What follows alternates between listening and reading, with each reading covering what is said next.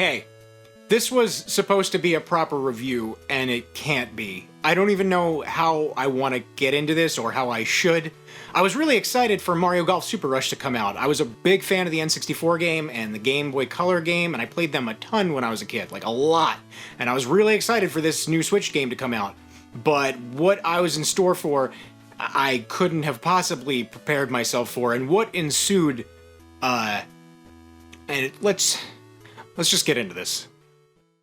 Okay, so, as I said, I was super excited for this game to come out. Being a huge fan of the original games, and especially the Game Boy Color game, which itself was actually an RPG, I was immediately pulled in the second I saw the trailer, which seemed to be an actual adventure, with leveling stat mechanics harkening back to the Game Boy Color game. Count me in. Not only was I extremely excited for this game to come out, but upon its looming release, I just knew I had to do a video on it. How could I not? I had planned on doing a full review of the game. I don't always do proper reviews on single games, but when I do, my videos are usually pretty scatterbrained, but I think I still get my points across eloquently and concisely for the most part, albeit it's kind of in an organized chaos situation, but that's how I typically express myself, I guess. Well, I can't do that, at least not in the form of anything I'd call a review. Instead, I'm gonna take you on a little journey about what trying to make content for this game was like, and maybe somewhere in this video you'll get more info and a better feel about this game, or at least how I feel about it, than you probably would have if I had made a legitimate review. I'll begin by talking about what I'm sure you guys have all heard about dozens of times by now, and what served as the catalyst for this whole situation. Now, I'm gonna say up front, any issues that I have with this game are valid, but to understand what I'm saying, you kind of have to view this from the eyes of a YouTube content creator. I won't harp on it too long, but it's necessary for context. For the mass majority of creators on the platform, we constantly need to fight with the algorithm, trying to get stuff to stick, trying to figure out what will work and what won't, and on top of all that, staying consistent. Consistency is such a huge factor on this platform, and I'm sure I'm not even slightly alone when I say I get anxiety about needing to release videos at a frequent enough pace to where YouTube won't punish me, let alone favor me and show my videos to new people. What happened with Mario Golf Super Rush led me on a very, very dark mental path, as weird as that sounds. I quickly found myself in a situation where I had started a video on the game, and the more I played, the more angry and frustrated at the game I got, and the more I didn't want to keep playing it. All while I had a feeling looming over me saying, "You're already this far in. If you back out now, you've wasted hours and hours of work. Not to mention, if you don't go through with the Mario Golf video and can it to start a new one, God only knows how long you'll have to delay the next upload." This is essentially the crux of what this video is going to be about, and how I felt for roughly 2 weeks. I've never felt this way before, not ever. This game made me feel so frustrated and defeated, and I was getting literally zero enjoyment out of it. I play difficult games all the time, and I don't rage quit.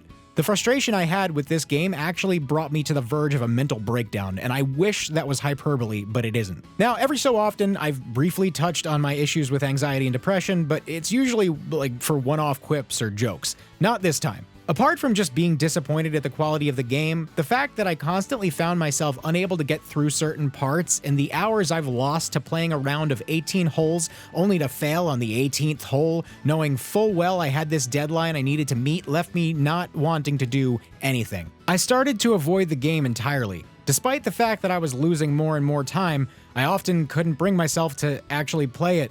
I was stuck in a cycle of being depressed because I wasn't getting work done, but then simultaneously feeling so bad that I didn't want to put forth the effort to play the game. And then when I finally would, I often would find myself playing the game for an hour only to fail at whatever challenge I was doing and then losing all the work I had done. That being said, I didn't finish adventure mode. I tried. I really did. I got really far in it, far enough to crack into the wacky twist everyone talked about, but I once again found myself losing hours of progress, and I just had to finally let it go. I needed to let the idea of doing a proper review on this game go, and instead just try to make a video sharing the experience that I personally had. With all that being said, let's talk about the actual game, shall we? Hey, real quick, if you keep watching the video and you like what you see, consider subscribing. It actually helps out more than you'll ever know, so if you want to keep seeing the stuff I make, just subscribe and tap the bell icon if you want. That's all I gotta say. So, first of all, up until that twist happens very late in the campaign, it's barely a Mario game. In the Game Boy Color game, for example, you play as an original character that wasn't previously from the Mario universe, but Mario is an intrinsic part of the story. This game, you play as your Mii, and if it wasn't for the random NPCs like Toads and Koopas, this could just literally be Wii Golf Adventure. Nothing about this says Mario. If you're playing multiplayer, sure, that's different. You're playing as Mario characters, but as far as the adventure mode goes, it's mostly Mario Golf in name only. Now on to the game's main gimmick and its namesake. Super Rush derives its name from a new type of Mario Golf match, Speed Golf. Instead of hitting the ball and then warping to where it lands to hit the next shot, Speed Golf requires you to chase after your ball once you hit it. The whole idea being that you have to finish rounds of golf in under a certain amount of time, or faster than your opponents. Your opponents are typically a non-issue. Instead, it's usually one of two things: added tedium, which adds absolutely nothing to the gameplay, or a frustrating slog where your Mii gets stuck in a sand trap or some shit. The physics here are not solid, and a lot of times my Mii either gets stuck somewhere or just completely runs past my ball if I'm in the middle of a dash. That's another thing. There's a dash mechanic, but you can't stop your character from running once you start dashing, so you have to just wait for the dash to be done. And if you happen to pass your ball, you need to then turn back around and waste more time. Super fun. So despite not really having a great time from the start, it wasn't until cross-country golf that I really started to find myself feeling frustrated, burnt out, and defeated. Cross-country, or XC golf, is a mode where the game puts you on a course with a bunch of different holes that you need to sink in succession, and in under a certain amount of strokes. Essentially, you need to plan your route out and figure out in which order to sink each hole to save optimal strokes. This is easier said than done, and a lot of times you don't realize until it's too late that you don't actually have enough strokes left to pass the challenge. This leads to potentially a lot of wasted time. In my case, this was several hours. The biggest issue with XC Golf is that the planes that each hole reside on often vary, so you often need to use these little tornadoes as a means to make your ball ascend high enough to reach wherever the next hole is. If the tornado happens to be in a bad spot relative to you, sometimes you'll waste strokes just to make sure you can hit the ball at the right angle to get it where it needs to go. I can't tell you the amount of times I hit a ball hoping to line it up with the tornado to make the next shot land on the platform above me, only to have my ball land at the wrong angle for me to properly use the tornado, and then I need to waste a stroke just to hit the ball like 4 feet from where it landed initially. This was the first mode that almost broke me, but eventually I succeeded and pressed on. Though in hindsight, this is probably where I should have stopped. Much like my big complaint about XC Golf, Adventure Mode's progression is mostly gated behind winning rounds of Speed Golf. My main issue is that it's far too easy to not only fail, but to waste a ton of the player's time in the process. I've got no issues learning through trial and error and failing at things until I get better at them, but not when it's at the arbitrary expense of my time. Similar to how lives have been mostly removed from difficult platformers, that way you can actually learn and improve quickly without having to waste your time redoing hours of things you've already done, I think something similar should have been done here. It's extremely deflating and frustrating when you spend upwards of an hour on 18 holes just to get caught in a bad situation on hole 17 or 18 and lose the whole thing. This happened to me more times than I can count. And I get it, I'm clearly not very good at the game, but to be so close to victory only to lose at literally the last second after playing one single course for an hour made me want to rip my hair out. Also, it doesn't help that putting is literal garbage. I've never had a problem putting in any other golf game, which is funny to me because during normal swings, the game actually gives you so much agency over the character and how the ball is hit. It's actually a little overwhelming just how many options you have for manipulating your shot. But then when it comes to putting, it pretty much all gets thrown out the window. No matter how hard I tried, I could not get the hang of putting, and it cost me so many birdies. And apparently it's not just me, because the CPUs tend to suck at putting worse than I do. And maybe, just maybe, I'd be willing to somehow look past all this. Probably not, but as I stated before about the game barely being a Mario game, that extends to the courses too. Now, like I said, I didn't complete Adventure Mode, but I did experience all but one or maybe two of the courses, and for the most part, it's just a golf game. Barely any Mario fare to be seen, and this would be okay, I guess, if the game actually leaned into the whole Mario thing more, with Mario characters being more involved in the story from the start, but it doesn't. And the lack of Mario content becomes even more glaringly obvious when you're mostly just literally playing on a regular-ass golf course, and the ones that do have some Mario elements are sparing at best. Like I mentioned before, Mario Golf Super Rush is chock full of padding. Oftentimes, you'll find yourself walking back and forth, doing fetch quests in the hub area for seemingly no other reason than to increase the runtime. There are parts of Adventure Mode where you need to go back and forth to different areas of the hub just to talk to some NPC who then tells you to go to talk to some other NPC. This isn't world building, it's just fucking padding. Speaking of those NPCs, I think even fans of this game will admit that the voices for literally every NPC is some of the most obnoxious shit I've ever heard in a video game. Yo, oh! Yo, oh! Yo, Each character has a total of like 2 voice clips that play over and over relentlessly every single time you engage in dialogue. This annoyed me to my core, and I'm somebody who likes the Banjo-Kazooie voice thing.